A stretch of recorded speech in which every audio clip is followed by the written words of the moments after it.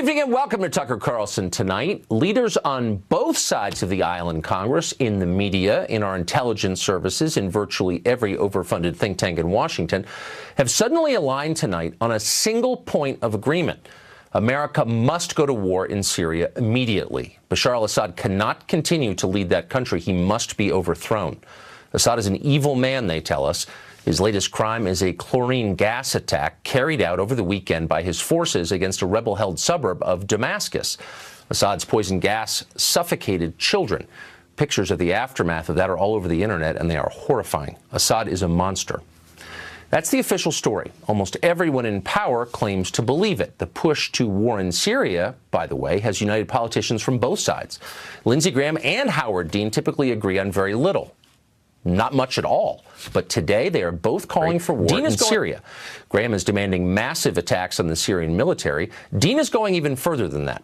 On Twitter, he called the president, quote, a wimp for merely sending thousands of troops and launching tons of bombs at Syria. That's not enough for Howard Dean, who, as you may remember, once ran for president as the peace candidate. Tonight, he wants total war in Syria. Television pundits, of course, strongly agree. This morning, the foreign policy team over on MSNBC explained that it's far more important for American troops to fight in Syria than it is to secure our own border here in America. Watch.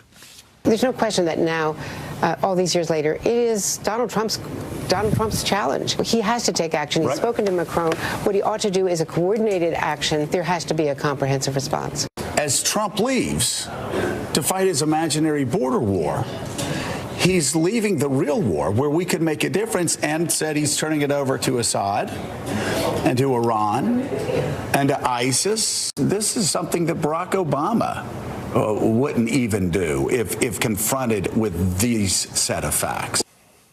Trump has to take action in Syria. Everyone nods sagely. That ought to make you nervous. Universal bipartisan agreement on anything is usually the first sign that something deeply unwise is about to happen, if only because there is nobody left to ask skeptical questions. And we should be skeptical of this, starting with the poison gas attack itself. All the geniuses tell us that Assad killed those children. But do they really know that? Of course they don't really know that. They're making it up. They have no real idea what happened. Actually, both sides in the Syrian civil war possess chemical weapons. How would it benefit Assad using chlorine gas last weekend? Well, it wouldn't. Assad's forces had been winning the war in Syria. The administration just announced its plans to pull American troops out of Syria, having vanquished ISIS. That's good news for Assad, and about the only thing he could do to reverse it and to hurt himself would be to use poison gas against children. Well, he did it anyway, they tell us. He's that evil. Please. Keep in mind, this is the same story they told us last April. Do you remember that? It was almost exactly a year ago. The new administration announced it was no longer seeking to depose Assad from power. Regime change was no longer our policy. So the usual war chorus in Washington started yelping, went berserk, and days later, Assad supposedly used sarin gas against civilians in Syria. There was video. We bombed a Syrian airbase in response to that. At the time, this show asked what seemed like the obvious question: are we really sure that Assad did that? It seems weirdly timed and counterproductive to him. Shut up, they explained. Of course we're sure. What an unpatriotic question. But of course they were lying. 2 months ago, the Secretary of Defense admitted that actually we still have no proof that Assad used sarin gas last year. The story, it turns out, was propaganda. It was designed to manipulate Americans, just like so much of what they say. We've seen this movie before, and we know how it ends. But just for the sake of argument, let's assume they're not lying this time. Let's assume Assad did just use chlorine gas against kids. He's perfectly capable of that, by the way, not defending his moral character. Let's say he did do it. Would that be worth starting a new war over? Overthrowing Assad's regime in Syria would result in chaos. Many thousands would die. And in fact, we might likely see the genocide of one of the last remaining Christian communities in the Middle East, and we ought to care about that. Some of the dead, of course, would be American servicemen. A new war would cost us tens of billions of dollars, maybe hundreds of billions. Would it make America safer? Would it make the region more stable? Let's see. How exactly did regime change work in Iraq and Libya? Doesn't matter, say our moral leaders on CNN and everywhere else. Atrocities like this cannot be tolerated. Okay, But let's be real, we do tolerate atrocities like this all the time. For example, there's a devastating famine killing children in Yemen right now. The Saudis are causing that famine. Should we drop tomahawks on Riyadh in response? Not until it's on YouTube, apparently. When you conduct foreign policy by viral video, pictures are essential. But in real life, Syria is a highly complicated place. With Assad gone, who would run it exactly? Do we have another strongman in place to install? Or is it our hope that a stable democracy will magically appear in the wake of this protracted civil war?